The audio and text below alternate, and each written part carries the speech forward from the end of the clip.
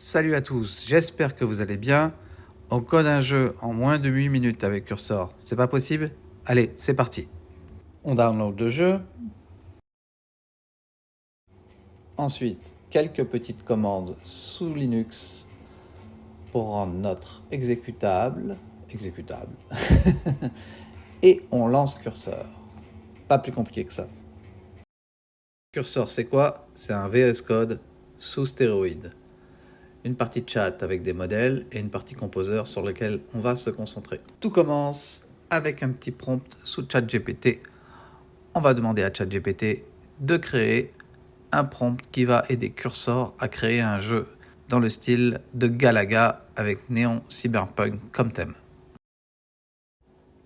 Ensuite, on balance à la zone de texte de composer et on attend un petit peu.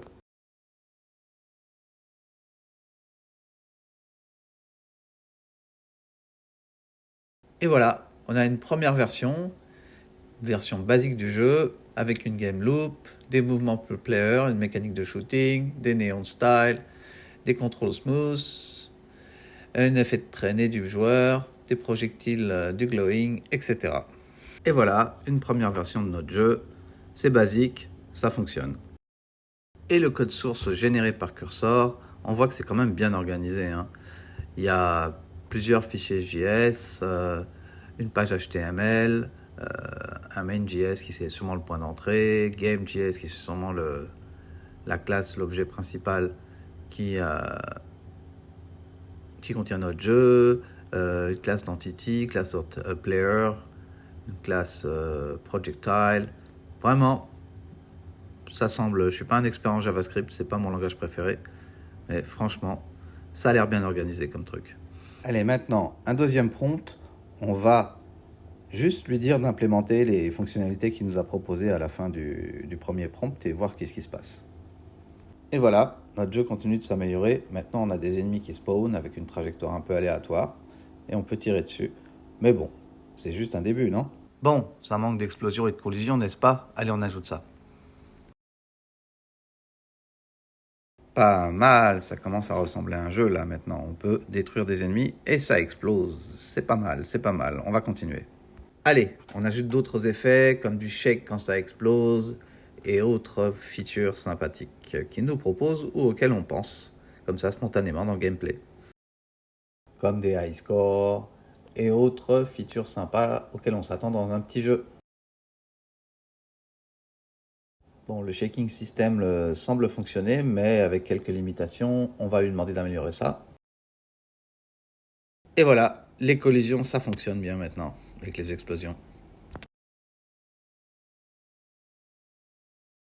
Bon, j'ai été intense, je lui ai demandé d'ajouter des sound effects. Il a carrément essayé d'ajouter des sound effects en base 64 directement dans le code. C'est intense, ça a coupé au niveau du modèle Claude 3 Sonnet.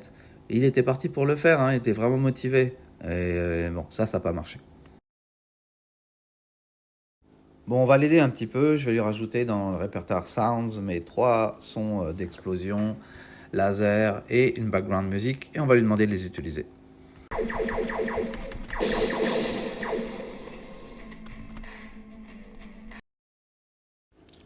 Pas mal pour le son.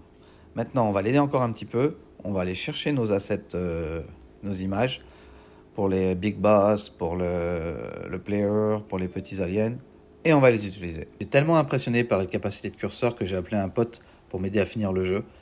On a passé 2 heures, j'avoue, à faire que du prompting. On n'a pas touché au code une seule fois. On a bouffé les 50 crédits d'appel à Claude Sonnet.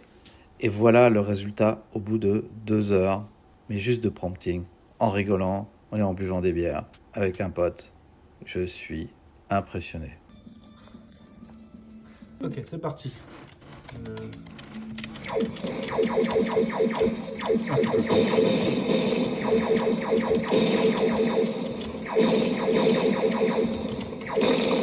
Ah la bombe.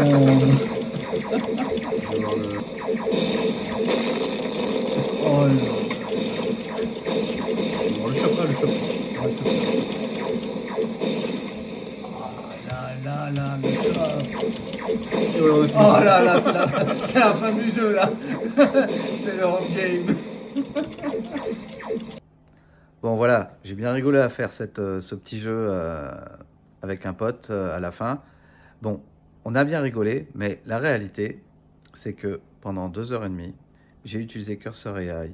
Je n'ai pas touché au code. D'ailleurs, je suis une bille en JavaScript. Moi, c'est Python et Java, mes langages. Puis Terraform et d'autres, mais bon, on s'en fiche. Bref, j'ai utilisé juste la partie Composer. J'ai prompté du gameplay. J'ai testé feedback loop pendant 2h30, 50 prompts, et à aucun moment Cursor a perdu les pédales. Il y a eu quelques petits bugs ou peut-être limitations, mais bon, franchement, mes prompts, ils étaient très approximatifs. Les outils de GenAI pour générer du code, ils sont vraiment là. On est rendu au point où c'est sérieux. En 1 an et demi, depuis la première fois que j'ai utilisé ChatGPT pour m'aider à coder un jeu, et en plus, je l'avais beaucoup plus aidé, eh ben, on voit qu'il y a des progrès incroyables. On va être où dans 1 an et demi? On est vraiment là, hein. Il faut commencer à explorer, les gars. Sur ce, je vous laisse et je vous dis, je souhaite une excellente journée et lâchez pas.